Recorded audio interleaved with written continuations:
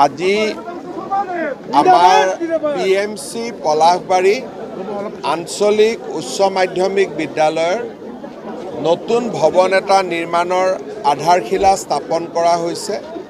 ৰাজ্যত ৫-৬খন উচ্চ আৰু উচ্চতৰ মাধ্যমিক বিদ্যালয় ৭ৰ পৰা ১০ কোটি টকা ব্যয় কৰি নতুনকৈ নিৰ্মাণ কৰাৰ এক বিশাল কৰ্মযজ্ঞ আৰম্ভ হৈছে। ইতিমধ্যে বহুকেইখন বিদ্যালয়ৰ নিৰ্মাণ সম্পূৰ্ণ হৈছে।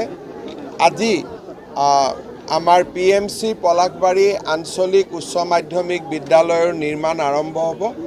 যিটো কণ্ট্ৰেক্ট বা ঠিকা বুলি কয় তাক ইতিমধ্যে আবণ্টন কৰা হৈছে আৰু মই ভাবোঁ যে অহা ২ মাহৰ ভিতৰত তীব্ৰ গতিত কাম আৰম্ভ হ'ব আৰু ২ বছৰৰ ভিতৰত ই সম্পূৰ্ণ হৈ উঠিব।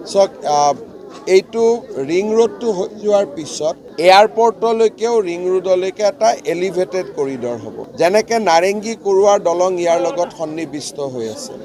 ইয়াৰ পিছত নগাঁও, মৰিগাঁও আৰু দৰঙৰো দলং হ'ব।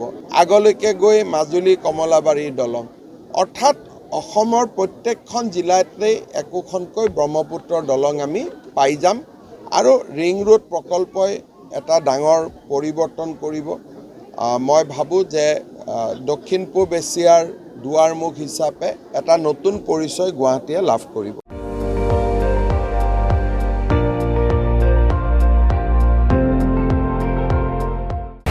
আপুনি চাই আছে ND24, সৰ্বশ্ৰেষ্ঠ নহয় সৰ্বোত্তমৰ দৌৰ।